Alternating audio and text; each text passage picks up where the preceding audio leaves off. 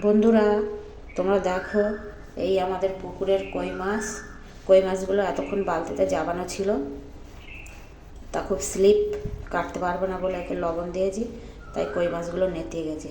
এই কই মাছগুলো এবার কাটবো, কেটে তোমাদেরকে একটা রেসিপি করে দেখাচ্ছি। প্রচণ্ড গরম পড়েছে, কি আর করবো।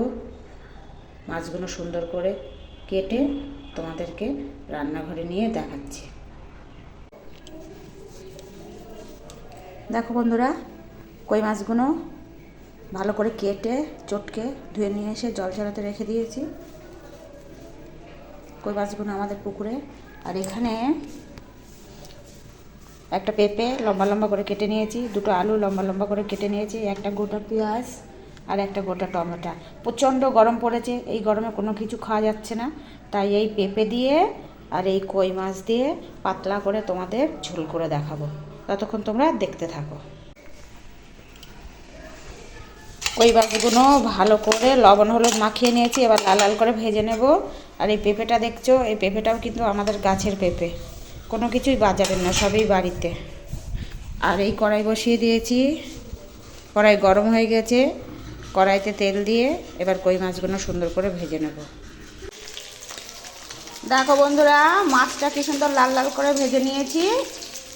এবার এটাকে তুলে নেব, তুলে নিয়ে এই তেলে পেঁপেটা আর আলুটা একটু লাল লাল করে ভেজে নেব। এই টমেটো, এই হাফ পেঁয়াজ, এই 4টে কাঁচা লঙ্কা, এই আদা টুকরো, এটা মিক্সচারে পেস্ট করে নেব। আর এই পেঁয়াজটা তেলের উপর দিয়ে ভেজে নেব। আর এই শুকনো লঙ্কাটা ফোড়ন দেবো, আর এই তেজপাতাটাও ফোড়ন দেবো। আর এই দেখো, এখানে পেঁপে আর আলু লবণ দিয়ে লাল লাল করে ভাজা করে নিয়েছি, দেখেছো? টমেটোটা লাল লাল করে ভাজাটা করেছি, পেঁপেটা আর আলুটা। এবার এর মধ্যে কুচানো পেঁয়াজটাও দিয়ে দেবো, যাতে এই সঙ্গে ভাজা হয়ে যায়। কুচানো পেঁয়াজ দিয়ে দিলাম, শুকনো লঙ্কা ফোড়ন দিয়ে দিলাম, তেজপাতা ফোড়ন দিয়ে দিলাম। তার কারণ মাছ ভাজার সময় আমি অনেকটা বেশি তেল দিয়েছিলাম, সেই তেলেই আমি পেঁপে আলুটা ভেজে নিলাম এবং পেঁয়াজ শুকনো লঙ্কা তেজপাতা ফোড়নটা ওর সঙ্গে দিয়ে দিলাম। এবার ভালো করে ভাজা ভাজা করে নিয়ে এর মধ্যে আমি দেবো জিরে গুঁড়ো, হলুদ গুঁড়ো। লবণটা আগেই দিয়ে দিয়েছি, ওই জন্য লবণটা আর দেবো না, সামান্য জিরে গুঁড়ো আর হলুদ গুঁড়ো দেবো। মাছের তেলে ভেজেছি তো, তাই পেঁপেটা হলুদ হয়ে গেছে। হলুদ কিন্তু আমি এখনও দিইনি, দেখতে থাকো। এই দেখো কি সুন্দর লাল লাল করে ভাজা হয়ে গেছে। এবার এর মধ্যে আমি 1 চামচ জিরের গুঁড়ো দিয়ে দিলাম, আর দিয়ে দেবো 1 চামচ হলুদ গুঁড়ো দিয়ে এবারে আমি এটাকে একটু নাড়াচাড়া করে নিয়ে মিক্সিতে পেস্ট করা মশলাটা এর মধ্যে আমি দিয়ে আর একটু ভাজা ভাজা করে দেবো। এই মিক্সচার এই পেস্টটা তৈরি হয়ে গেছে। এবার আমি এটা এর সঙ্গে দিয়ে একটু ভালো করে কষে নিয়ে তারপরে আমি পরিমাণ মতন জল দিয়ে দেবো। টমেটোটা মিক্সচার পেস্ট করে দিয়েছি তো, তাই এরকম লাল দেখাচ্ছে।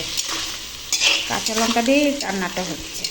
গরমের সময় বুঝতেই তো পারছো, হালকা পাতলা করে ঝোল করব, দেখতে থাকো। এই দেখো সুন্দরভাবে কষানো হয়ে গেছে। এইবার আমি এর মধ্যে পরিমাণ মতো জল ঢেলে দেবো।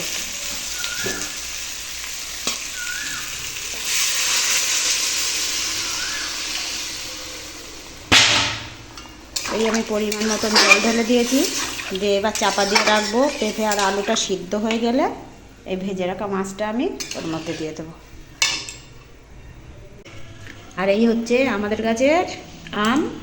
আর এই লেবু দেখছো, এই লেবুটাও আমাদের গাছে। লেবুটা এখনও রস হয়নি, তবু আমি ছিঁড়ে এনেছি, আর আমে আঁটি হয়ে গেছে। আজকে আমি করব পেঁপে দিয়ে কই মাছের ঝোল, হালকা ঝোল গরমের জন্য। আর এই গরম, এই জন্য করবো এই আমের চাটনি। আজকের মেনু হচ্ছে পেঁপে দিয়ে আলু দিয়ে পাতলা কই মাছের ঝোল আর আমের চাটনি। এই দেখো পেঁপে আর আলু সিদ্ধ হয়ে গেছে। এবার ভেজে রাখা কই মাছগুলো এর মধ্যে অ্যাড করে দিয়েছি। অ্যাড করার পরে ফুটিয়ে এবার ঝোলটা ঠিক পরিমাণ মতো আছে। এবার আমি এটাকে নামিয়ে নেব। দেখো বন্ধুরা, পেঁপে আর কই মাছ দিয়ে পাতলা ঝোল আমার রেডি হয়ে গেছে। এবার আমি এটা গরম গরম ভাতের সঙ্গে পরিবেশন করব। তোমরা এটা করে দেখবে, খুব সুন্দর লাগবে। আর গরমের সময় তো আরও ভালোই লাগবে। খেয়ে এটা আমাকে কমেন্ট করে জানাবে কেমন হয়েছে। লাইক শেয়ার করবে, সাবস্ক্রাইব করতে ভুলবে না। নমস্কার বন্ধুরা, আজকে এই পর্যন্তই।